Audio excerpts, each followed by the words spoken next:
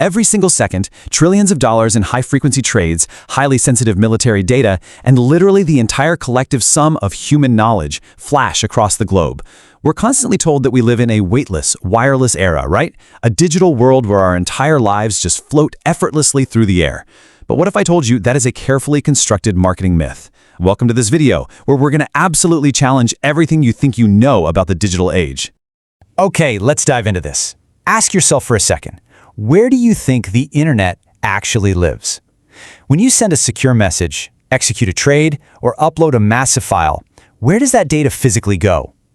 We've been conditioned to just look up at the sky, at cell towers and these advanced satellite constellations. We imagine all our data bouncing around up there in the atmosphere. But the truth? It's entirely different, and man, it is way more vulnerable than anyone wants to admit. Think about the marketing myth we've all been sold. Wireless satellites and a magical, floating, ethereal cloud. It feels safe, right? It feels like it's just everywhere.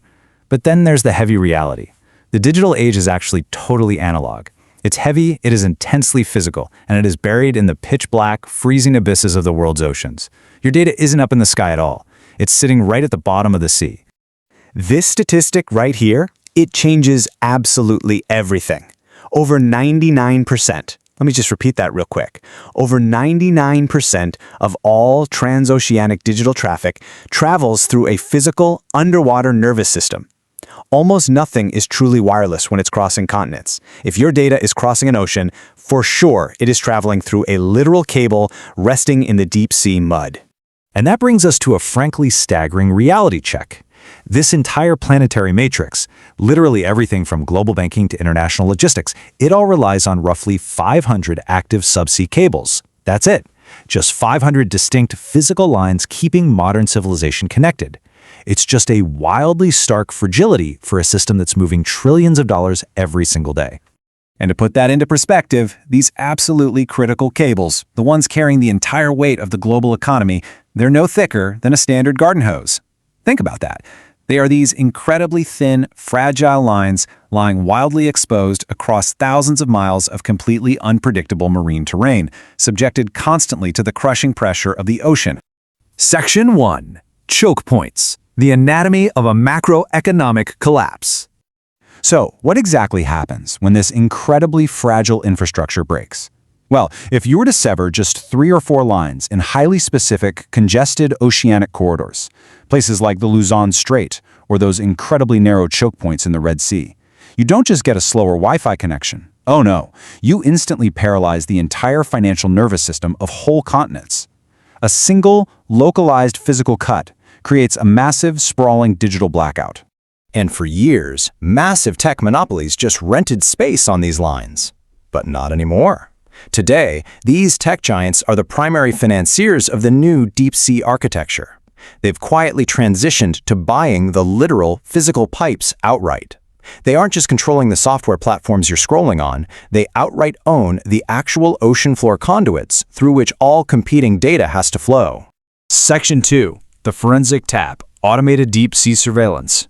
Because see, ownership is really only the first layer here.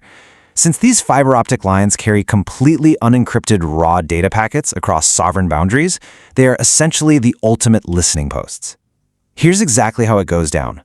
Highly specialized deep-sea submarines and automated submersibles can literally splice directly into these cables at depth, or tap them right at coastal interception nodes.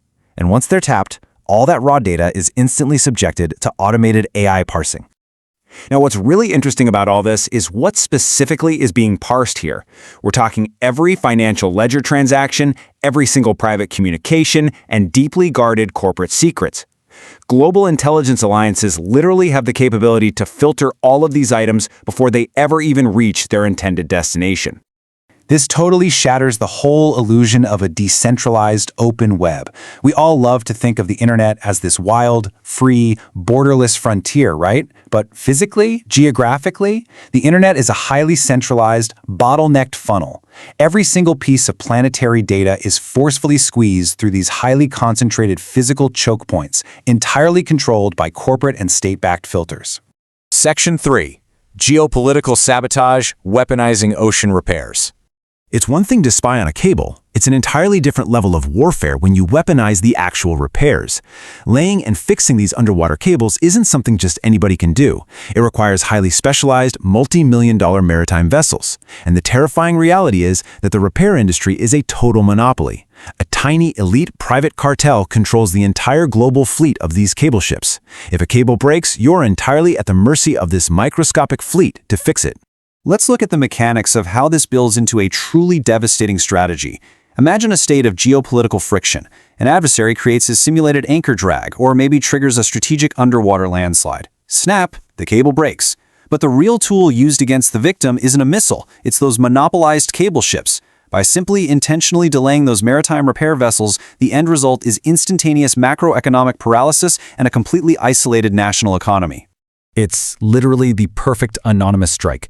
By cutting access to strategic subsea junctions and just withholding the repair ships, an elite syndicate can execute total macroeconomic dominance without firing a single shot on land.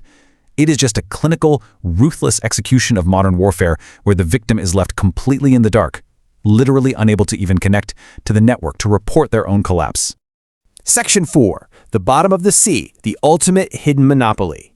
We spend so much of our time and energy tracking flashy satellite launches, staring up at the sky, and arguing on and on about cloud security protocols, but the ultimate hidden monopoly, the true massive vulnerability of our automated tomorrow, is resting quietly in the shifting mud and deep sea currents.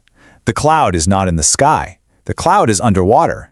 So the absolutely crucial point here is this. The architecture of power fully understands this reality. They know the network is heavily concentrated. They have already mapped out every single one of these choke points because they know that whoever controls the physical, tangible conduits of data ultimately controls the collective output of the human mind. All of our modern wealth, our instant communications, our highly automated futures, they just don't exist out there in the ether. The entire digital illusion of modern civilization is balancing so precariously in freezing, pitch-black waters. It is hanging by a literal thread at the bottom of the sea. The depths are quiet, for sure, but they are entirely compromised. The next time you send a message, ask yourself, as we rely more and more on this invisible, monopolized underwater web, who holds the scissors to our digital lifeline? Think about it. Thanks for watching this video and stay curious.